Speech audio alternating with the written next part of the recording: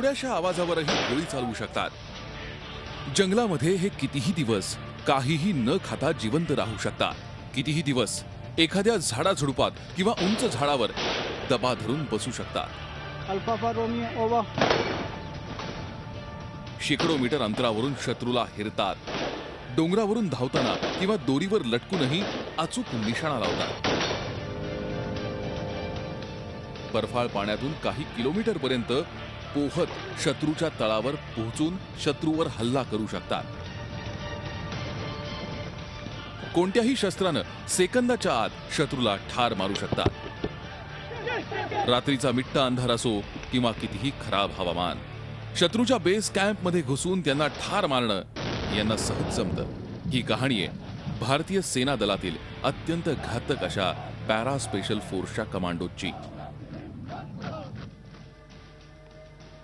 हा स्नायपर लांब पल्ल्यावरून शत्रूवर हल्ला करण्यासाठी पुन्हा एकदा सज्ज आहे. त्याच्या सोबत असलेला त्याचा एक जोडीदार दुर्बिणीद्वारे शत्रूच्या प्रत्येक हालचालीवर बारीक लक्ष ठेवून आहे. याच घनदाट जंगलात आणखीन एक युनिट युद्ध सराव करत आहे. दुसऱ्या महायुद्धात ब्रह्मदेशातील जंगलात भारतीय सेनेला सर्वात कठीण परिस्थितीचा सामना करावा लागला. तेव्हापासून जंगल युद्ध हे भारतीय युद्धनीतीचा अविभाज्य भाग बनलं. इथे शत्रूची गोळी कुठूनही येऊ शकते. त्यामुळे अचानक हल्ला झाल्यास विद्युत वेगानं लपणं आणि प्रतिहल्ला करत अचूक निशाण्यानं शत्रूला टिपणं यावरच सारं काही अवलंबून असतं. स्पेशल फोर्सेस छोट्या छोट्या टीम म्हणजे स्क्वॉड मध्ये विभागून शत्रूवर हल्ला करतात.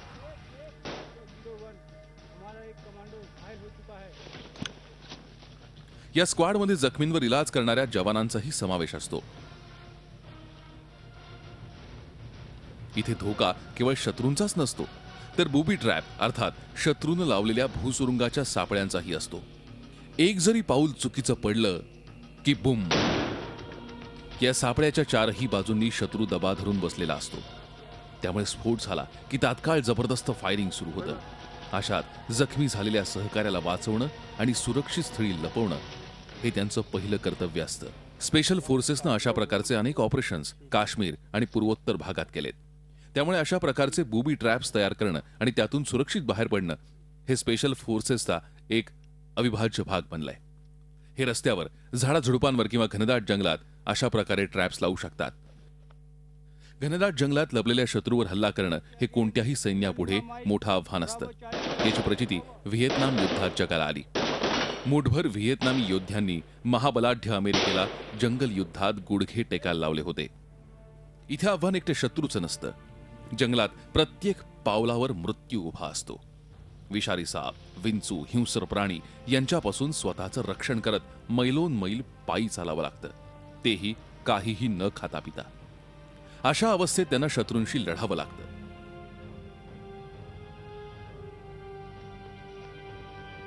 म्हणूनच या कमांडोंची ट्रेनिंग अत्यंत कठोर असते, ज्यात शारीरिक आणि मानसिक दृष्ट्या त्यांना सक्षम करण्यात येतं. यातील प्रत्येक कमांडोला जंगलाचं उत्तम ज्ञान असणं गरजेचं असतं. कारण वेळप्रसंगी त्यांना जंगलातील झाडांची फळं, मुळं, पाला, कीटक तर कधी साप खाऊनही दिवस काढावे लागतात. याचं सारं शिक्षण त्यांना या ट्रेनिंगमध्ये देण्यात येतं. घनदाट जंगल आणि डोंगर दऱ्यांमध्ये स्पेशल फोर्सेसनं उत्तम कामगिरी केली आहे. 1971च्या भारत-पाक युद्धात पॅरा स्पेशल फोर्सनं काश्मीरमध्ये घुसखोरी करणाऱ्या पाकिस्तानी सैन्यावर हल्ला करून त्यांची सर्वच ठाणी उद्ध्वस्त केली होती. तुम्ही जे पाहताय ते आहे वेग, संतुलन आणि अचूकतेचं शानदार प्रदर्शन. दोन कमांडोंच्या जोड्या पर्वतावरून वेगानं उतरत शत्रूवर अचूक निशाणा साधतायत. त्यांची प्रत्येक गोळी अचूकपणे टार्गेटचा वेध घेतीये.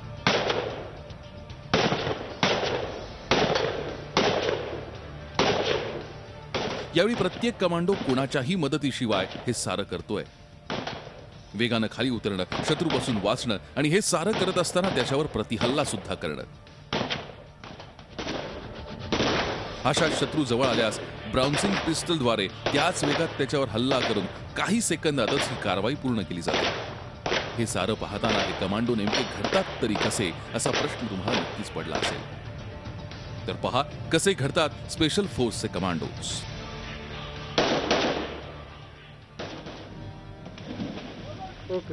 स्पेशल फोर्सच्या कमांडोंना इथे एकाच वेळी 2 धडे दिले जात आहेत। कितीही अडथळे येवो, कितीही संकट येवो, मनावर ताबा ठेवणं आणि दुसरं म्हणजे कठीण समयी स्वतःच्या शरीराला सज्ज ठेवणं। अमेरिकन सिल्स असो किंवा रशियन स्पिटजान्स, सगळे कमांडो धोकादायक वाटणाऱ्या प्रसंगासाठी स्वतःला सज्ज ठेवतात।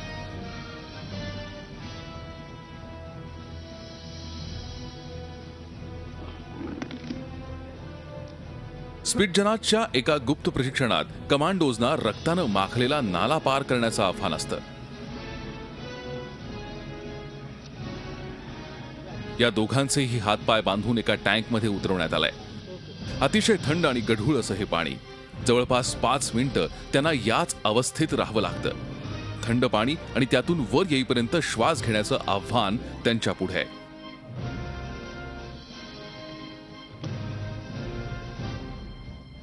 त्यांचं शरीर आणि मेंदू एखाद्या शॉक सहन करत त्यांचा सामना कसा करावा यासाठी सज्ज होत आहे। प्रशिक्षणाची ही पहिली पायरी आहे। पुढच्या टप्प्यात हे आव्हान आणखी कठीण होणार आहे।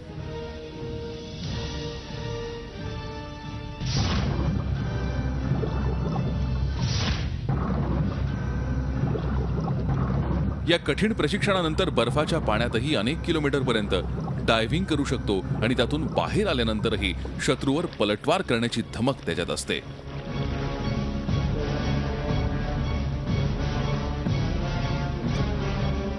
जैसे जो स्पेशल फोर्सेस का जो स्किल्स मेनली हैं, डेमोलिशन है, कम्युनिकेशन है, मेडिकल है, वेपन है, इनमें सब में हम एडवांस ट्रेनिंग करवाते हैं।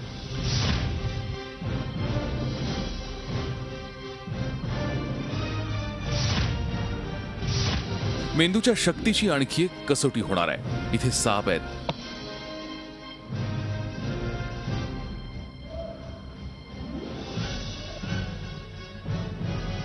रसेल वायपर आणि कोब्रा सारखे धोकादायक आणि विषारी। यापैकी कुणाचेही विषारी दात काढलेले नाहीत। कमांडोना सापांसह राहणं आणि त्यांना कसं पकडायचं याचं प्रशिक्षण दिलं जातं। या सापांनाही आसपासच्या परिसरातून पकडण्यात आलंय। हे साप विषारी तर आहेतच, मात्र ते तितकेच आक्रमक सुद्धा आहेत। पापणी लवते न लवते तोच विजेच्या वेगानं त्यांनी कॅमेऱ्याच्या लेन्सवर हल्ला करत आपल्या रागाची प्रचिती दिली। साप प्रत्येक ठिकाणी दिसतात।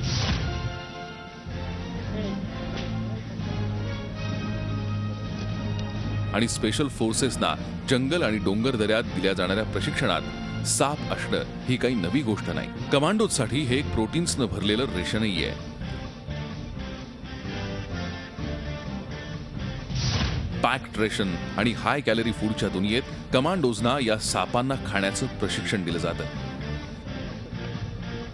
त्यांना खाण्याची कधी गरज पडेल हे सांगता येत नाही। सापांशी सामना होण्याचा धोका स्नायपर्स पुढे आहे, जे जंगलात लपून बसलेत। या स्नायपर्सना भेटूया पुढच्या भागात।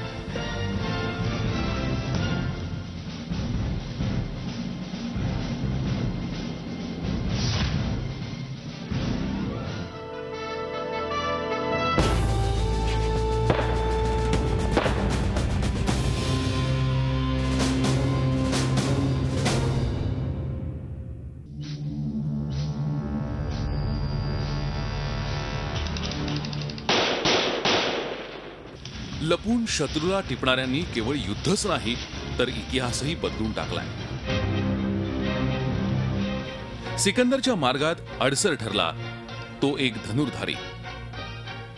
केनेडींची हत्या केली ती एका स्नायपरनं। दुसऱ्या विश्वयुद्धात एका स्नायपरनं रशियाला इतकं हैराण केलं की त्याला मारण्यासाठी रशियाला एक अख्खी बटालियन तैनात करावी लागली। स्पेशल फोर्समध्ये स्नायपर्सच्या ट्रेनिंगवर विशेष लक्ष दिलं जातं। स्नायपरला सभोवतालच्या वातावरणात स्वतःला लपवून घ्यावं लागतं, इतकं की जणू तो त्या परिस्थितीचा अविभाज्य भाग बनतो।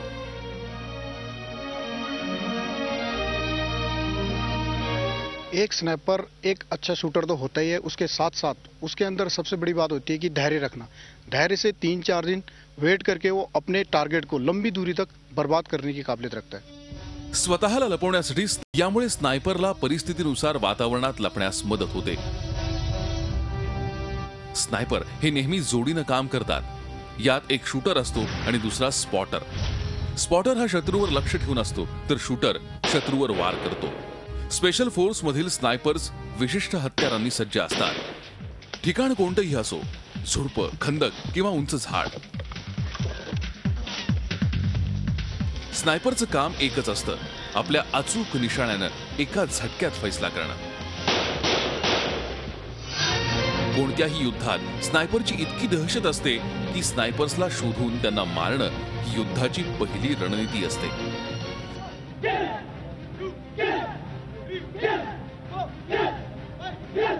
हा खेळ नाही किंवा स्वतःला तंदुरुस्त ठेवण्यासाठी कमांडोंची चाललेली प्रॅक्टिसही नाही।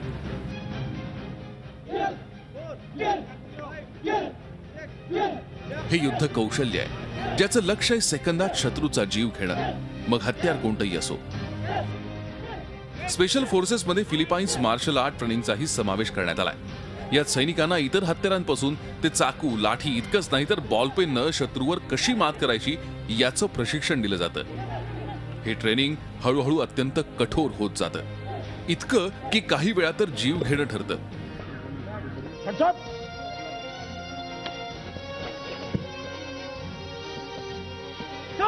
खरी युद्ध परिस्थिती निर्माण करण्यासाठी सैनिक संपूर्ण तयारीनिशी ही प्रॅक्टिस करतात। कमांडोंचा हा स्क्वॉड घनदाट जंगलात दडलेल्या शत्रूवर हल्ला करण्याच्या तयारीत आहे। स्पेशल फोर्सेसचे कमांडो शत्रूवर अशा वेळी हल्ला करतात की शत्रूला त्याची कल्पनाही नसते।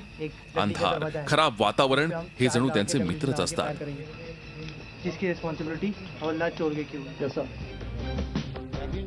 मिट्ट अंधारात शत्रूवर हल्ला करण्यासाठी हे कमांडोज नाईट विजन गॉगल्स आणि लेझर लाईटचा वापर करतात। रात्रीच्या या ऑपरेशन नंतर सकाळ झाली, मात्र इथून जवळच एका वेगळ्याच लढाईसाठी काही कमांडो सज्ज झाले।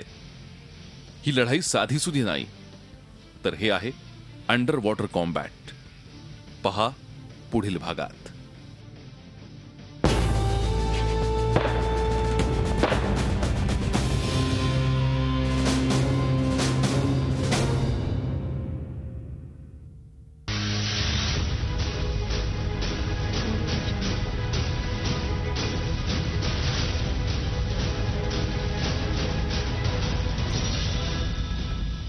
जाफनाच्या ऑपरेशनमध्ये स्पेशल फोर्सेसने पाण्यामधून हल्ला करून अनेक यशस्वी कारवाया केल्या आहेत।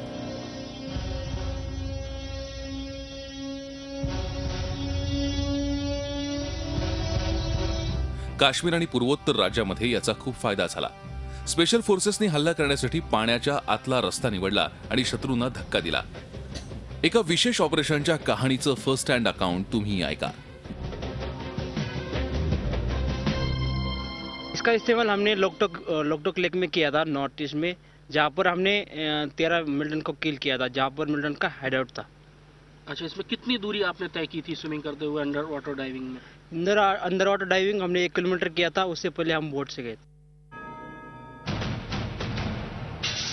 हे स्क्वॉड आपल्या तयारीची रंगीत तालीम करत आहे।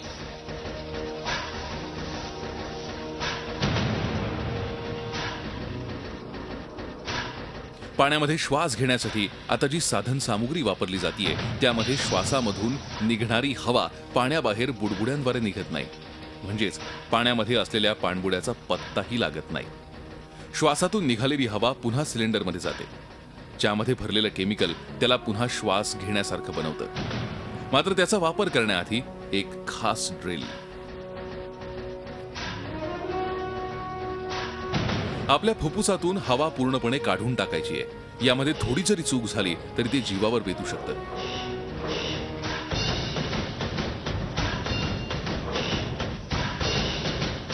संपूर्ण तयार झाल्यानंतर स्क्वॉडला हेलिकॉप्टर किंवा विशेष हवा असणाऱ्या नावेनं शत्रूंच्या जास्तीत जास्त जवळ पोहोचवलं जातं।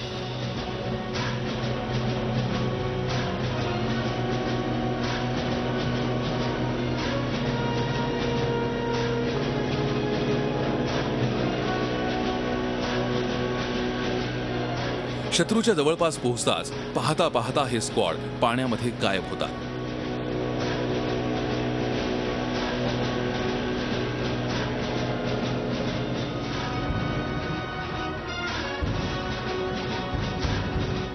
ते जवळ आलेत याची चाहूल शत्रूला अजिबात लागत नाही.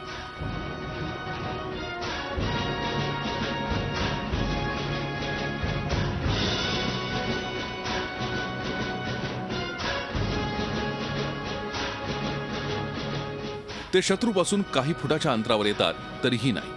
त्यांच्या हत्यारांना पाण्यामध्येही काहीही होत नाही.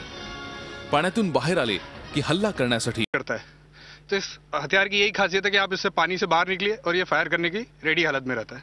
उसके अलावा हमारा सूट जो हमें तैरने में मदद करता है और साथ में ये फिन जो हमें आगे बढ़ने में मदद करते हैं.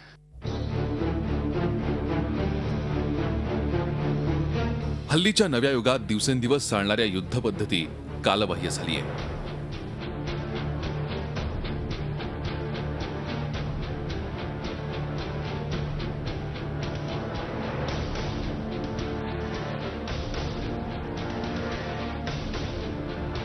आताचं युद्ध अत्यंत कमी वेळ, गतिमान आणि खास लक्ष्यांसाठी केलं जातं.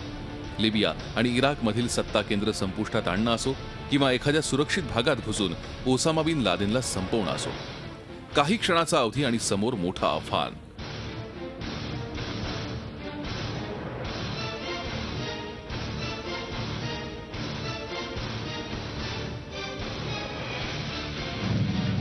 अशा कारवाईच्या वेळी सर्व मदार असते ती स्पेशल फोर्सेसवर. यासाठी त्यांच्या तयारीवर कुठेही कमी ठेवता येत नाही.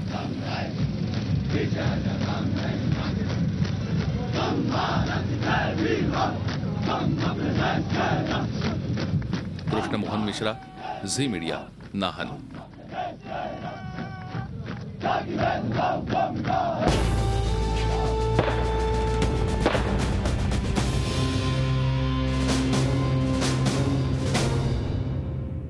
झी 24 तास, एक पाऊल पुढे.